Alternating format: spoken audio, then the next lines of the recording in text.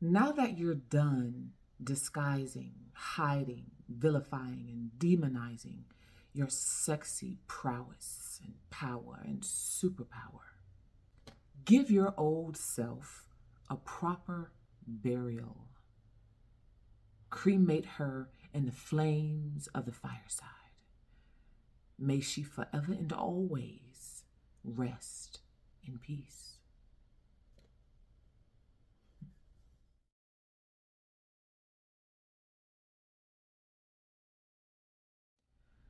I mourned for my old self the other day. I mourn for her often, actually.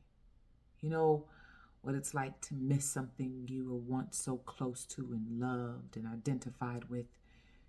When it's gone, you mourn it. Not because you want it back or not because you want to be that person again, because I never, ever can go back to who I used to be. But I mourn her, the old me, because of how much she had to suffer in order to give rise to this me that you are meeting here on Fireside Chats for Global Women. The old me would never have been able to create Fireside Chats for Global Women and having a motif that turning pain into power is sexy. This me only knows that because of the sacrifice I made of my old me. I mourn her sometimes because I know what she had to endure, what she had to go through in order to give rise to this me. I'm getting emotional about it. I still get emotional about it because those of you who know this journey know that it's not easy. It is damn sure not for the faint of heart, because you have to burn away damn near everything that you thought was you. That includes people, places, and things. That includes family members. That includes habits. That includes ways of being and decisions you used to make. Even the way you style your hair, even the way you dress is different. Those of you who know the journey through the darkness, the dark night of the soul journey, you know that there are many deaths that you have to endure in order to give rise to this you. I like to title the dark night of the soul journey for those of us who have made it through it and out of it and made it, not just despite it, but because of it. I call us Lirios de los Valles, lilies of the valley. I used to really love this TV show on Netflix. It was called Queen of the South. I watched the first season and a half. And, I'm not a TV show watcher, but I love that TV show so much. It resonated with me on a deeper level. It's the first place I heard of Lirios de los Valles, Lily of the Valley. And what stuck out to me from that show, and it still sticks out to me today, is, the main character was a woman who was basically a mule, and she got trafficked, at some point, and was trying to get out of the game, and she ended up going from being a mule and to being, the queen pin and running an entire empire. And so many times her life was on the line. But the part that sticks out to me from that show was she was inside. This is when she was first captured, and they were holding women inside of these very small cages, and they were mules. And she was lying inside of one of the cages with other women. She was lying on this cot, and I forget, something that just happened to her. So she was kind of out of it. She was feeling at her lowest and didn't think she was going to be able to survive and make it through this. So she was lying on this cot, and an apparition of herself came to her. It was her higher self speaking to the self that was in the darkness, that was in the shadows. It was her higher self speaking to the self that was in hell. And her higher self had on all white. She had on this all white suit. And her nails was done and her hair was slicked back in a ponytail, and she was clean and she was sharp. And she had on these red bottom shoes. I mean, she looked like that HBIC. Her higher self was this HBIC who had risen. And her higher self came to her. I seen the little floaty. And her higher self came to her and looked at her while she was down in that cot. And she looked up at her higher self and she couldn't believe she was seeing herself in this type of body and these types of clothes. She had never seen herself this risen or this clean, this pristine, this beautiful, this bright. And her higher self told her to get up and told her that if she kept going and following her intuition and following her inner GPS, that she would make it to this person that she was seeing standing in front of her. That she would make it to being this person who was wearing this white suit and those red bottoms and being clean and sharp and being that HBIC. And in that moment, her higher self told her that she was Lilios de los Valles.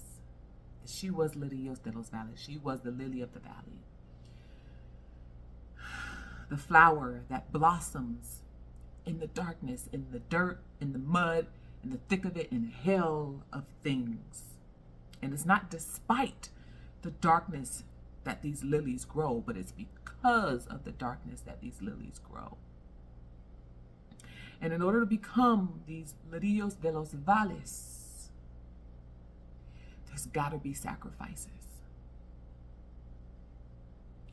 So let's talk about that. So, the sacrifice. You are the sacrifice. You know, people have their made-up stories about what they think this idea of Illuminati is. And I don't have all the answers. I only know what spirit guides me on. I only know what my spirit guides tell me. I only know what my ancestors tell me. I only know what's revealed to me in my Akashic records. And what has been revealed to me is these ideas about what we think Illuminati is, or being illuminated is. To me, it's all about illumination. I always look at a word and I break it down, and spirit teaches me. And so I've been internally and spiritually taught and initiated. And because of this, I am given information. I'm a vessel, like all of us are vessels. And as vessels, we channel information. We are the vessels of something that is more infinite than our physical bodies, right? So what was channeled to me about the term Illuminati or illumination has to do with being illuminated. And those of you that know, some of the stuff we've heard about the Illuminati and, how if you are part of this organization or this society that you have to make sacrifices. You hear them say, if this celebrity person blew up or something, it's because they're in the Illuminati and they sacrificed their soul, and they sacrificed family members. Family members died and sacrificed their soul. They sold their soul to the devil, and that's how you become Illuminati, become very rich and all this kind of stuff. I don't know about any of that, but there are two sides to every coin. There's always polarities to things, right? There's always an understory. There's always a backstory. And I'm not saying people don't take things and dirty it up and do stupid shit. Of course humans do. Humans do stupid shit all the time, which is why I'm still questioning why the ancient ones haven't blown us up yet. I'm sure they want to. And they have many times before, okay? There's been many beginnings because we've screwed up so many times, but I digress. So what came to me internally was this idea of being illuminated. And yes, there are sacrifices when you are illuminated. The sacrifices, when you are illuminated, is the sacrifice of you and the self that you thought was you.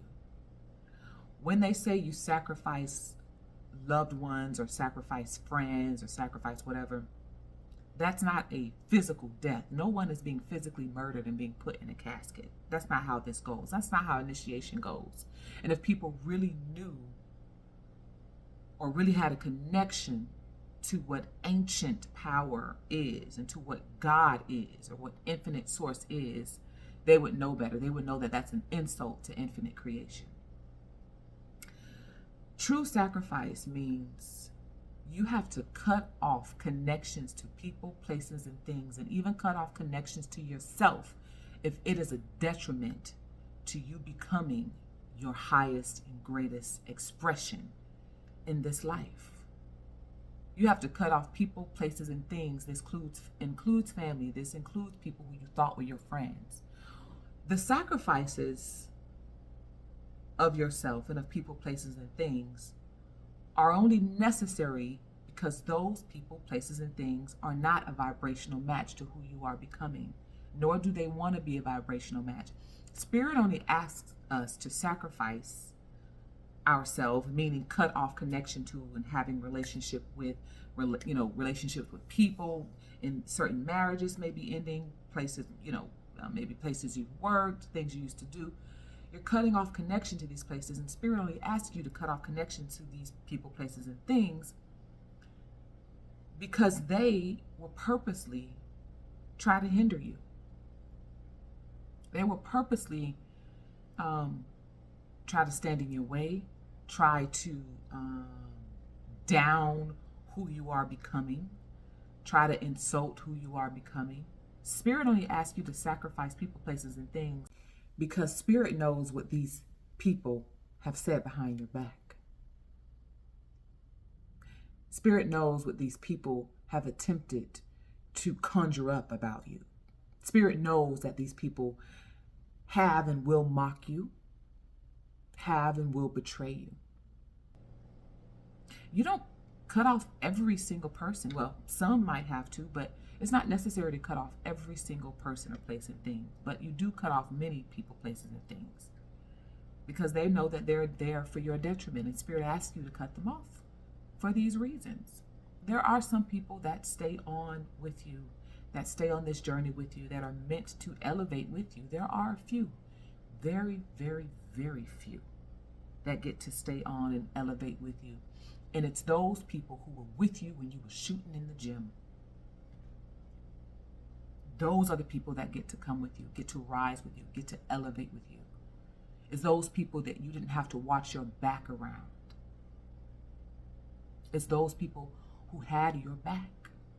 Those are the people that get to elevate and rise with you as you evolve into your higher self, as you become the Lirio de los Valles.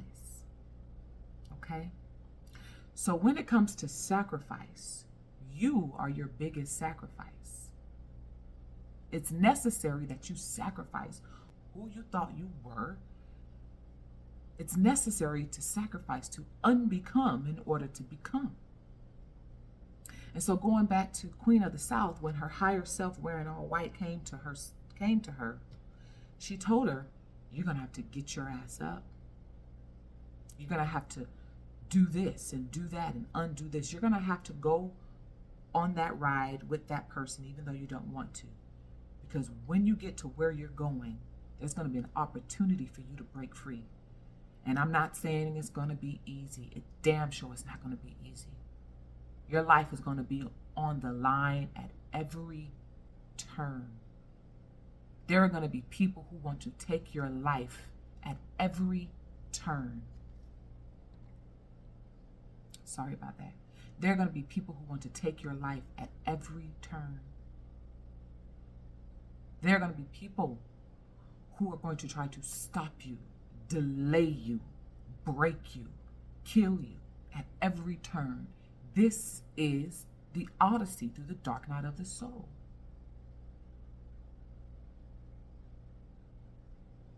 It's not easy, and it's definitely not for the faint of heart. When they say many are called but few are chosen, That is what this means. That's what this Odyssey is. The sacrifice is all of the decisions you used to make. The sacrifice is the people you used to connect with, the types of people you used to befriend. The sacrifice is the type of people you used to date. When you look back at who you once were and who you are now, you could probably slap yourself when you think about some of the people you were attracted to and were interested in. Right? When you think about and look at who you are now and who you were then, when you look back at the you that you had to sacrifice, you can shake your head and say, And this is something I've done, like, oh my gosh. That Timmésha had to go. Because that Timmésha, and speaking to yourself, say your own name, that Fireside Chats for Global Women subscriber had to go. There is no way she could have survived this path. And she didn't, because you sacrificed her for her own good and for yours, the you that you are becoming. So when I say, give your old self a proper burial, this is what I mean.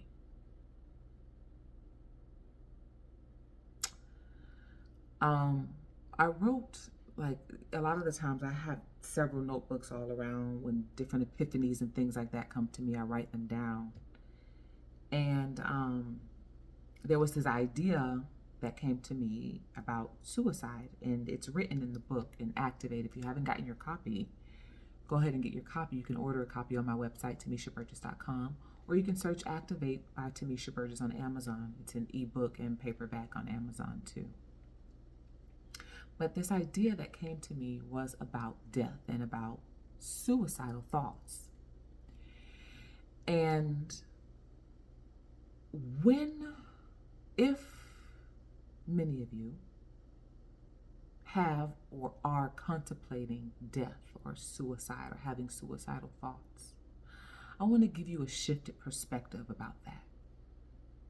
If you are experiencing these thoughts, shift your perspective from thinking that there has to be a physical death and shift it to one that says, I am going to sacrifice the me that is no longer me. I'm going to sacrifice the me that is standing in the way of me becoming this higher, elevated, activated self. If there is a part of you that is contemplating suicide, consider this. Sacrifice the you that is standing in the way of your apparition. Sacrifice the you that is standing in the way of all that you are supposed to become and unbecome. Sacrifice the you that is standing in the way of what you are to bring and birth and create and innovate into this world. Sacrifice the you that is standing in the way of your power. Sacrifice the you that is standing in the way of your purpose. This is how you become illuminated to your power and your purpose. This is how you become illuminated to who and what you really are and why you've come to this planet. Yes, a sacrifice is necessary. And it's the you that you thought you were. Yes, sacrifice is necessary. And it's the people and places and things that never meant you no damn good in the first place. They were lessons, not blessings. Because the ones that are blessings are going to rise with you because you're going to make sure you take them with you. When I think about Queen Sugar, she didn't leave her friends behind. She took the ones she could, the ones that survived, she took them along with her. When she rose, they rose with her. So, sacrifice the old you. Mourn her, but give her a proper fucking burial.